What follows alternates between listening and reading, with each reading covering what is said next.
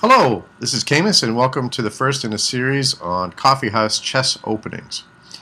I'm doing this for two reasons. One is so that if you meet these over the board, you'll know how to refute them.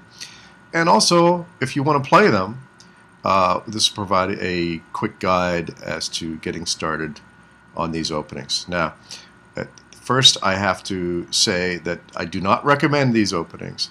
I do not use these for any serious games. This is purely fun chess, casual games, 5-minute, 3-minute, 1-minute games on the internet, or just to throw a line at somebody who think might fall for it. This line works really great on the scholastic level, and my 8-year-old daughter plays the Englund Gambit.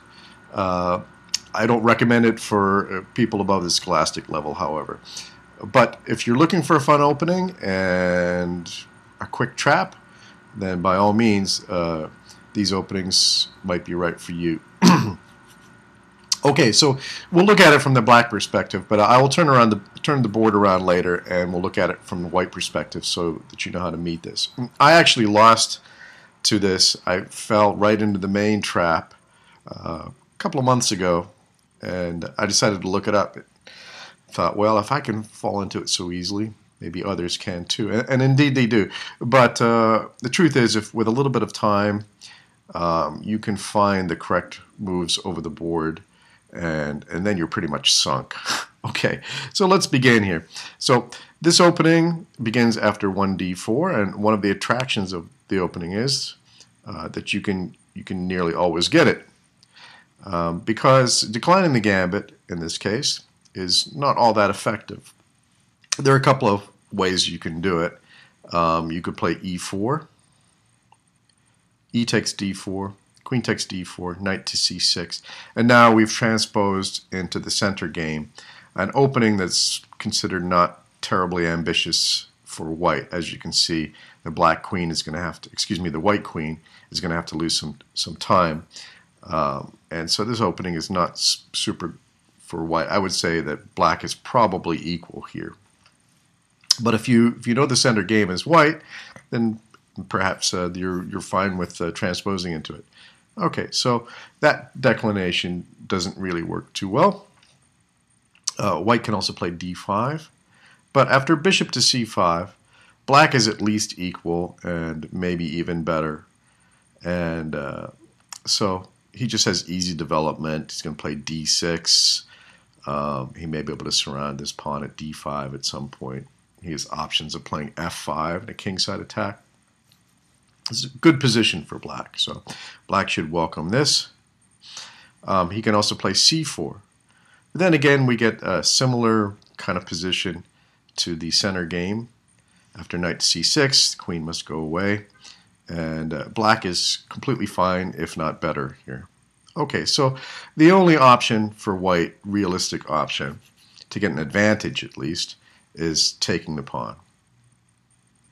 Okay, and now, as I said, there are several versions, or maybe I didn't say, but there are several versions of the Englund Gambit, that Blackburn-Hartlob Gambit, and the Solar Gambit. Perhaps we'll look at these another day. Today we're just going to stick with the main line of the Englund Gambit, and that goes after knight c6. Okay, so now the usual move here is knight to f3, but white can try f4. But after d6, e takes d6, bishop takes d6. Black is actually, although he's still a pawn down, is actually fine in this position, and this is at least equal. This is a good gambit, a good investment of a pawn by black. So let's go back. f4 is not recommended, so we'll do knight to f3. This is the main line. And now this is the move black plays. It makes it the Englund Gambit, the queen to e7. Okay, and obviously we're putting pressure on the central pawn. Black nearly always regains his pawn in this opening. However, as you can see, this move is tremendously anti-positional. We're moving the queen early. But most telling is we're blocking the development of the king side, the bishop can't get out, and since the bishop can't get out, the knight can't get out except to a3, which is not a great square in this position, as bishop takes I meant h6. After knight h6, bishop takes h6, g takes h6, and I don't think much of black's position here. Yeah, he's got the two bishops, but he's going to have some issues here. White was definitely got to be better here.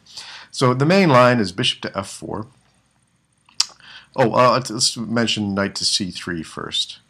Knight to c3 is possible. Knight takes e5, so we've recovered our pawn.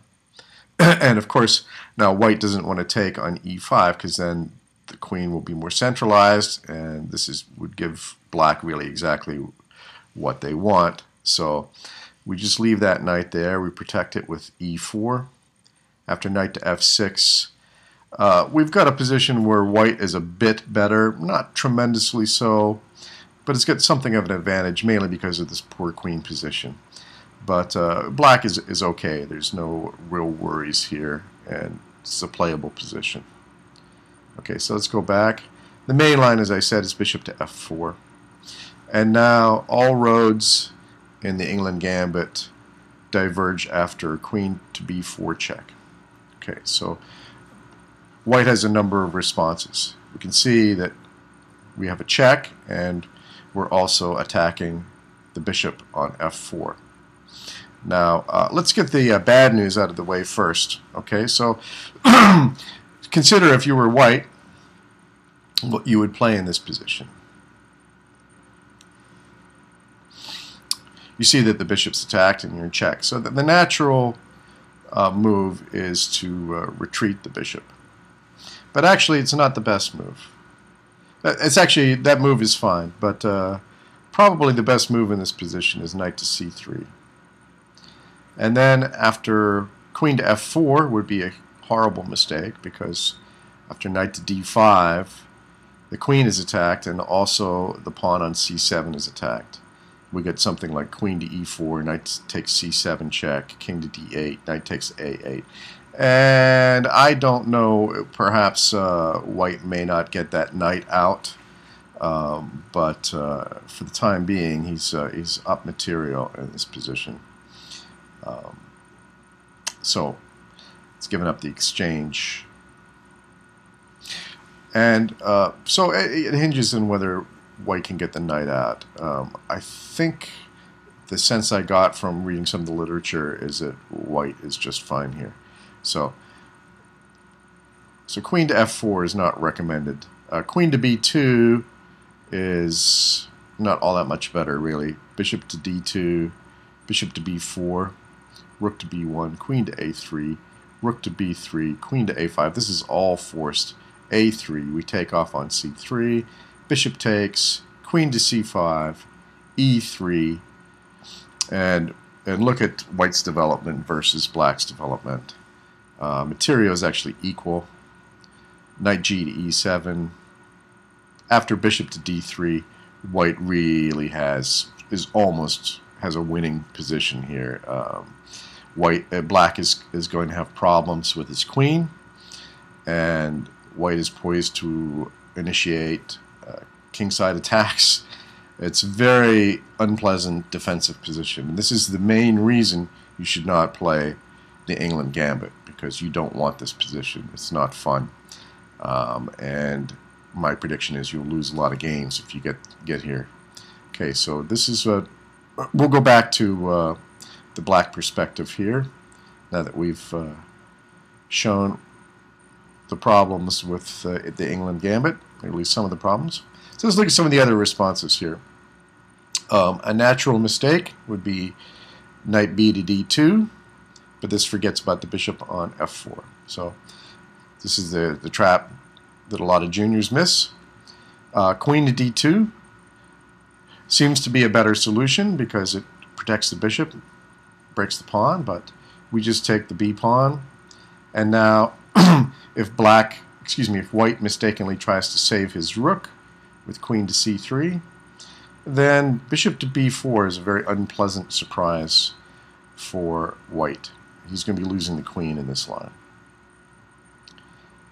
Okay, so another option from this position is c3, trying to exchange off the queens. But we can simply just take the queen. And even though the queen is in an awkward spot, it seems that black should be able to extricate itself. There's no direct way to trap the queen. It's possible that white, maybe because of the position of this queen, maybe to get some counterplay worked up. But we're not going to look any deeper than that. The computer considers this completely winning for black. Okay, so let's go back. That takes care of the queen to d2 move. We looked at knight to b2. c3 is an option, but then again, we just take off the bishop. Okay, all of these moves have been seen, believe it or not, but you know, 1 minute, 3-minute games, that sort of thing. We looked at knight c3. Okay, the main move that people play is bishop to d2, and this move is actually fine. So,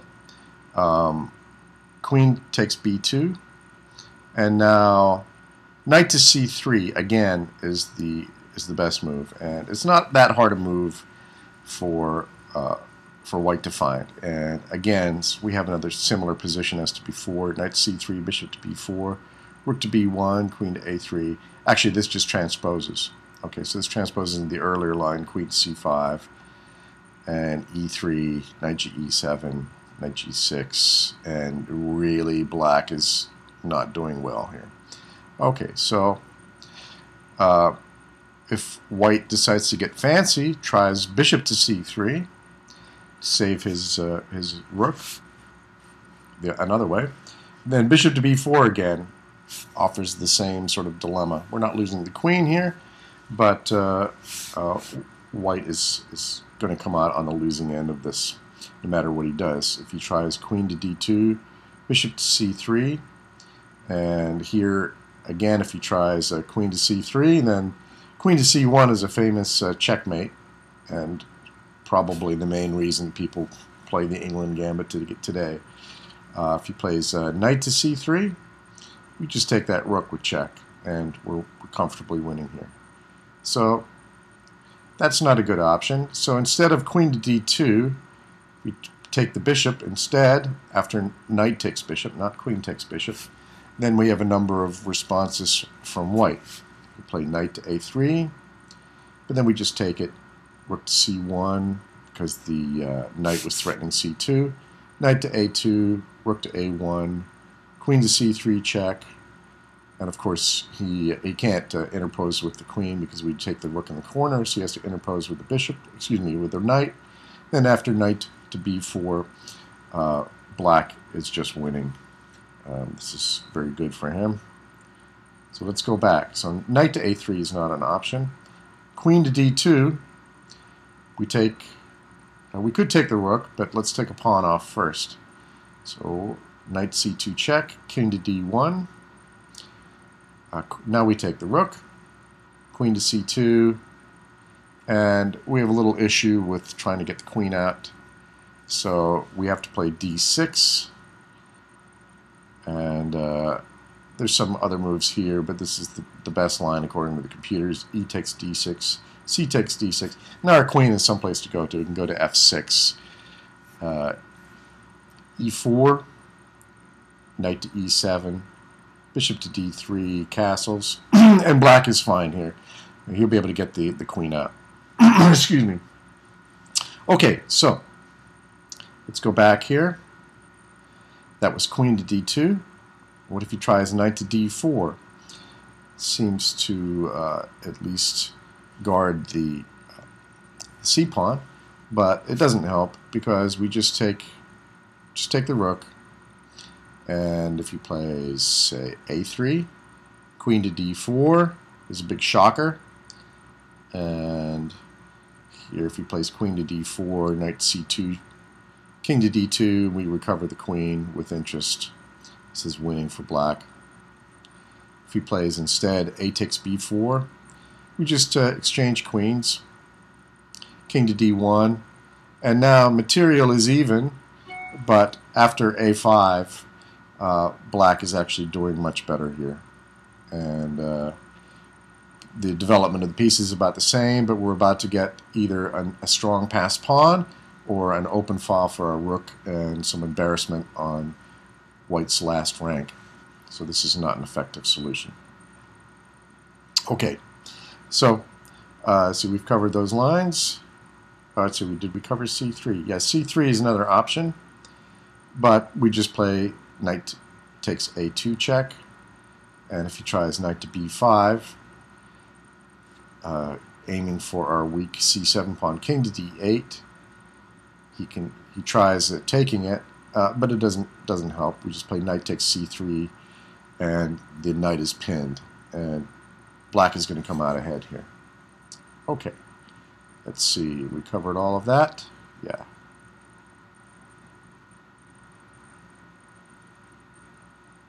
And that's essentially the Englund Gambit. So let's go back to the beginning and turn the board around for white. So I'll just give you the straight line as to how to combat this.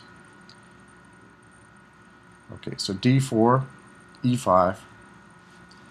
Let's take the pawn. Like I said, you can go into the center game with e4 if you're comfortable with that, but bigger advantage comes from taking the pawn. You won't be able to hold it, but you'll get a better position. Knight to c6, knight to f3, queen e7, bishop to f4.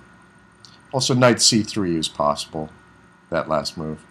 But this is fine. Queen to b4 check, bishop to d2, queen takes b2, knight to c3, bishop to b4, rook to b1, queen to a3, rook to b3, queen to a5, a3, exchange on c3, queen to c5, e3, knight g to e7, bishop to d3, knight g6, and white has got a wonderful position here. It should practically be winning. Okay, well, I hope you enjoyed this series of this Coffeehouse chess opening. Use it with great caution, but you may have a lot of fun with it too. We'll probably be looking at the stronger variants of this at some point. So until then, this has been Camus, signing off.